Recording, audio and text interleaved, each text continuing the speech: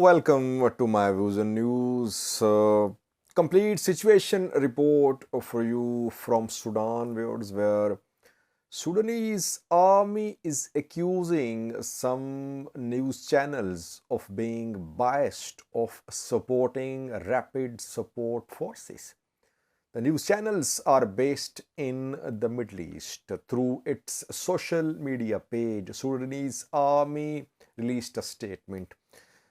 Secondly, the army, SAF, Sudanese Armed Forces, are claiming to have repelled an attack by rapid support forces on Jabl Awliya. Jabl Awliya is a military base to the south of Khartoum settle. And thirdly, Hemedti's RSF claims it is in control of 90% of Khartoum state.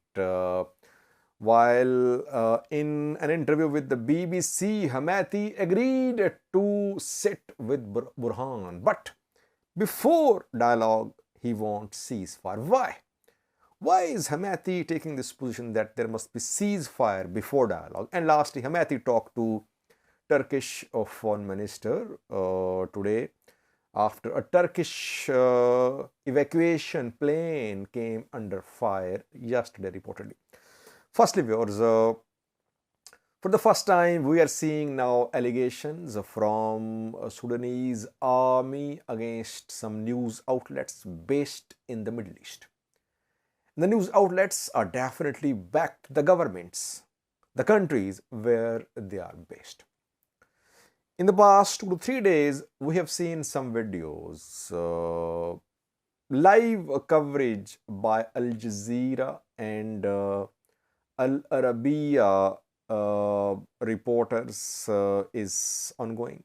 Live coverage of the war from Khartoum streets. And during this live coverage, sometimes rapid support force fighters interrupt. But they don't attack reporters. They shake hands. They apologize, they leave. The army, Sudanese army, claims that AlArabiya and Aljazeera news channels are deliberately showing this type of videos. They are showing planned content. They want to show RSF in control of Khartoum. That is why they pretend that they are reporting live and suddenly RSF fighters turn up and they don't interrupt, they shake hands, they leave. Sudanese armed forces is accusing the news channels of being biased. Al Jazeera is based in Qatar.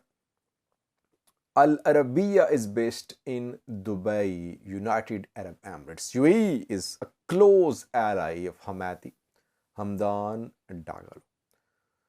So this is now official position of Sudanese army that news outlets based to, at least, they are not impartial. And Burhan is not agreeing to, Burhan is hesitant when it comes to mediation by the UAE or by Saudi Arabia alone. Maybe it's because of this conviction on the part of Sudanese army that Middle Eastern countries, especially Saudi Arabia and the UAE, are not neutral. They are supporting rapid support. Watch one such video from AlArabiya. An AlArabiya reporter was covering, he was reporting from a street in Khartoum. Suddenly RSF fighters turn up, but they don't interrupt. They apologize, they leave. Watch the video. في شارع الستين في منطقة في شارع الستين في الخرطوم لا توجد أي محال تجارية تعمل حتى الآن. فقط المواطنون الذين يأتون إلى هنا الدوام لموظفي الدولة للمدارس في كامل العاصمة. هل هناك دوام رسمي؟ هل يذهب الطلاب إلى المدارس؟ هل يذهب الموظفون إلى مؤسساتهم؟ جدا جدا. أقفلها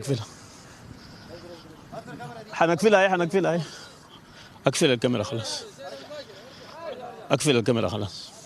إذا مشاهدينا نتابع الآن دورية لربما أحد المكونين تطالب مراسل العربية من الخرطوم سالم الهاشمي بإطفاء الكاميرا. إذا لا تزعل. أيوة. بارك الله فيكم يا خليك.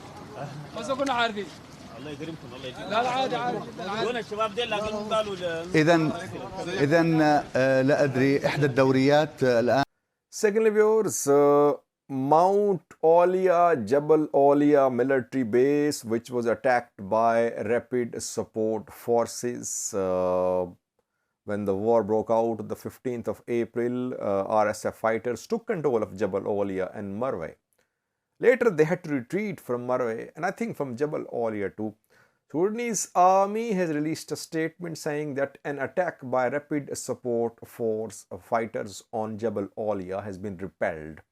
It was carried out yesterday, and after that the military shared a video from the outside of Jabl Awliya military base. The army is claiming to be in control of Jabl Awliya.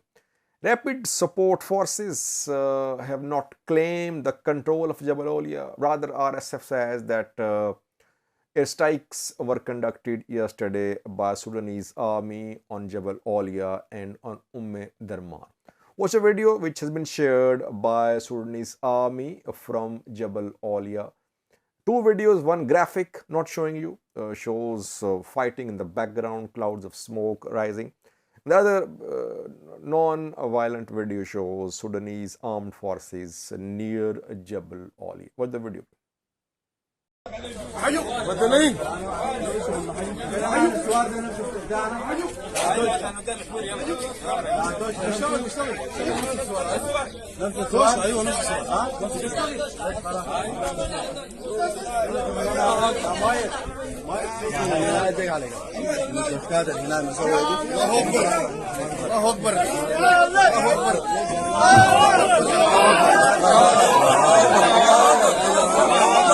Thirdly, Hemedti's RSF are claiming to be in control of 90% of Khartoum state.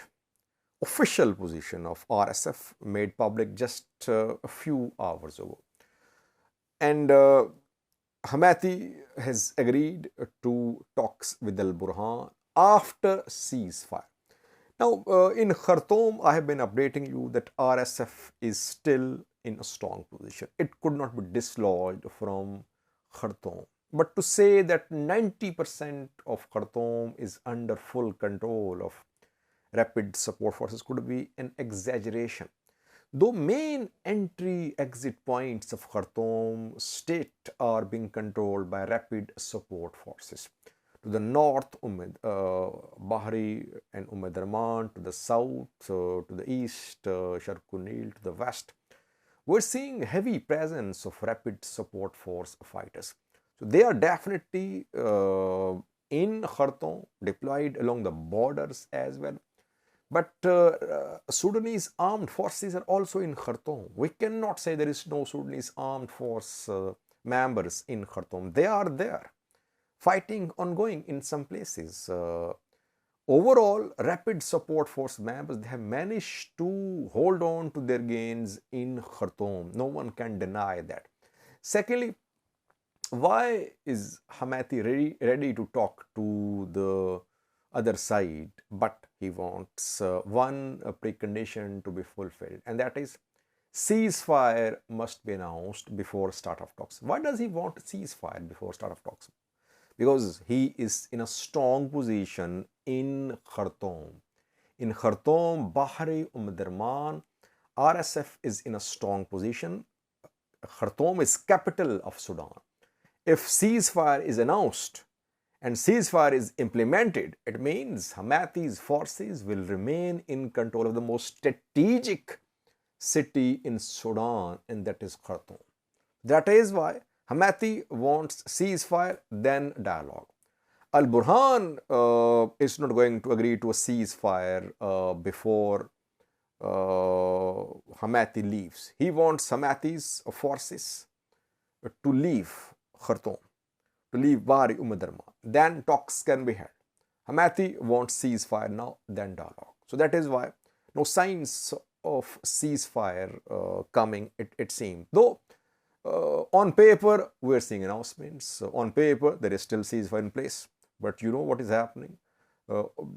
Airstrikes being conducted, rapid support force launched an attack on Jabl Awliya. Sudanese armed forces, Sudanese Air Force conducting airstrikes on Omdurman, on Bahri, on Jabl Awliya, in the vicinity of Jabl Awliya. So no ceasefire on the ground basically.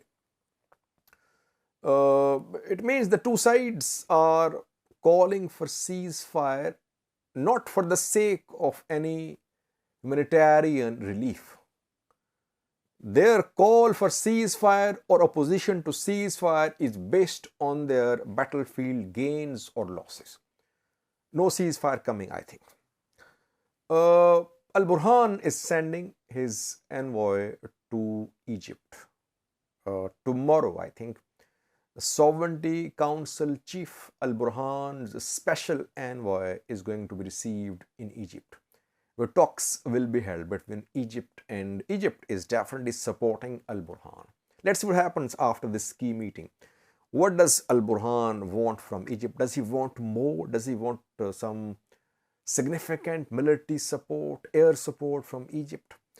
And thirdly, was Hemedti contacted Mevlut Çavuşoğlu, Turkish foreign minister, after reports came in that a Turkish C-130 evacuation plane came under fire. It was trying to evacuate Turkish citizens from Sudan, but Wadi Sayyidina airport was the place where it came under fire. Some bullets pierced the body of the plane. Hemedti, in his talk with Mevlut Çavuşoğlu, said that his fighters were not deployed there, that the airport was not under the control of rapid support forces. That is why RSF was not involved in this attack. Hemedti assured Turkish foreign minister, that his forces would keep on supporting evacuation of foreign nationals. Turkey so far is trying to play neutral. It is offering Hemedti and Burhan to come to Ankara to talk. It is not neutral so far. It is neutral so far. It is trying to play an impartial role in the resolution of this conflict. So that is why I think Hemedti tried to clarify his position. Who carried out this attack? Was it by the Sudanese army or rapid support forces on Turkish plane? It's not clear. Both are accusing each other. Thank you for watching.